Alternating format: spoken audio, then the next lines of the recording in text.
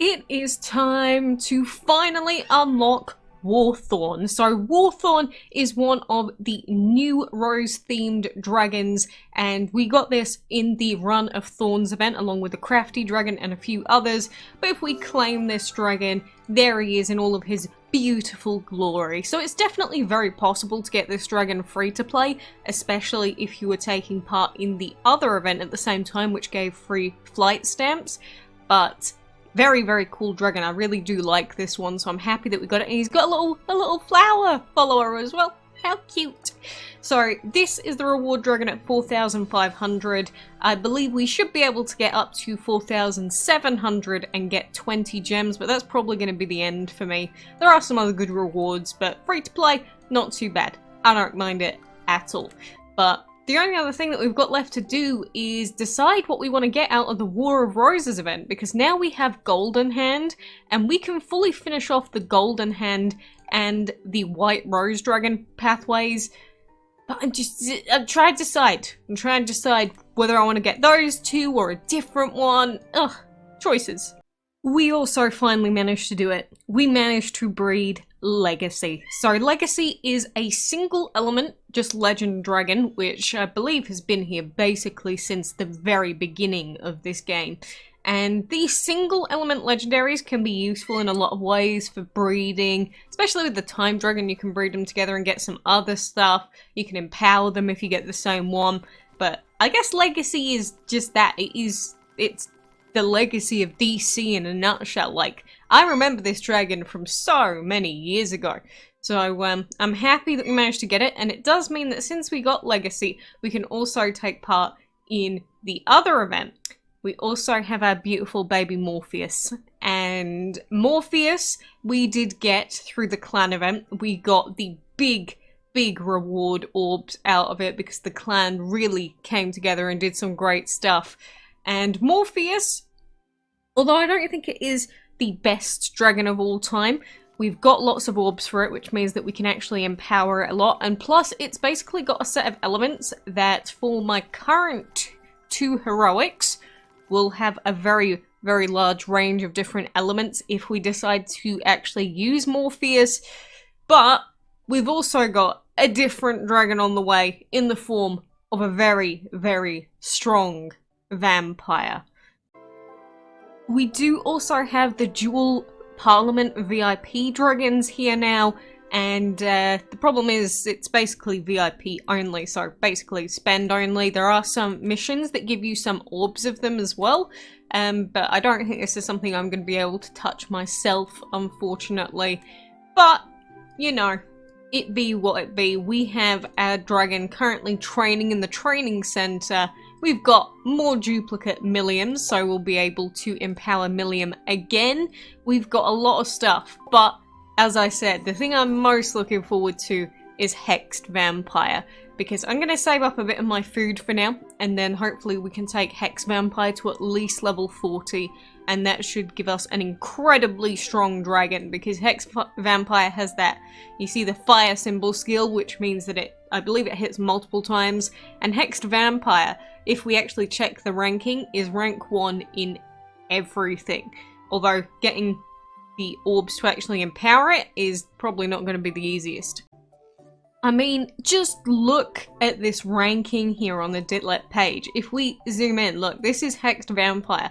It is rank 1 of all dragons, all legends, all cat 10s. It is, according to stats, the strongest dragon in the entire game, and plus it starts off with Pure as the first element, which is incredibly useful. So I don't really know where to go from here. I know that we should probably use Hexed Vampire and maybe continue to use 1 or 2 of our heroics in the meantime. But then we've also got Morpheus, what we can actually empower. It's getting to the point where we have so many different options that it's actually difficult to choose. If only we could take part in this VIP stuff as well, but they're really, really strong dragons that we can't really do anything for. In the meantime, I've just been trying to boost up the levels on our actual heroics and a couple of our legends, just in case we ever use them. But while we have one of them that's stuck in the training center, we have to wait a long time, so we get kind of destroyed in that sense. But, you know, after coming back, it's been like, what, a month and a bit since I first came back to the game now. And, you know, we've got a lot of good stuff going. So if you are also a new player coming back to DC, or maybe playing it for the first time, you can get a lot of really, really good stuff as a new free-to-play player. You do have to be logging in for all of the various different events, and if you miss one of them, you might miss stuff for another event like currency, which can be sort of annoying, but at the same time, it's super easy to get so much good stuff in this game.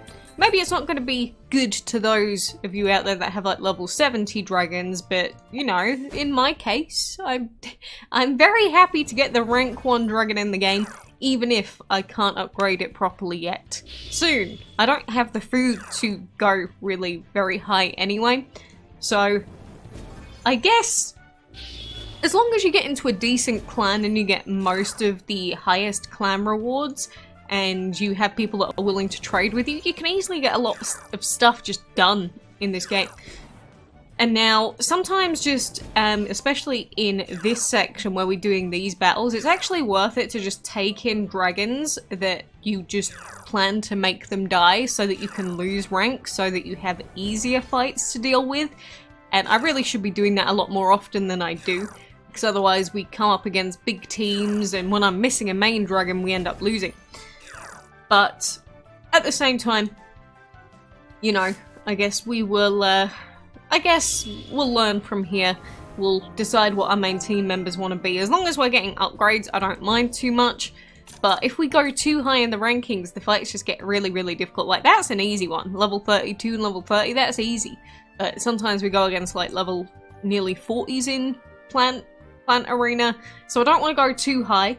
And I also don't want to rush too much for that reason, and, you know, going down in ranking is always an option that I don't mind about too much. So I guess those are things I picked up in like my first month and a half of coming back to the game. Maybe I will change my mind, but Winston's is a super useful tower dragon, so get that as soon as you can. And ads in general can give you some really, really good stuff. It's all based on RNG, of course, but so is breeding.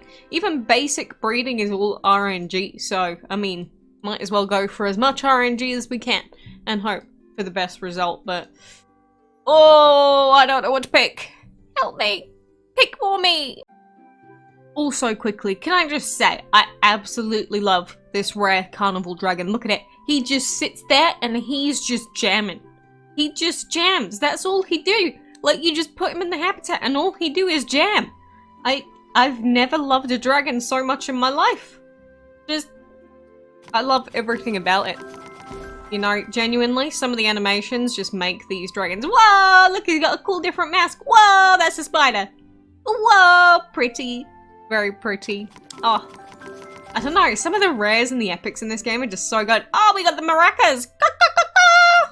Whoa, spiky go. Spiky go. Whoa. I don't know. Am I going insane? Sounds like it.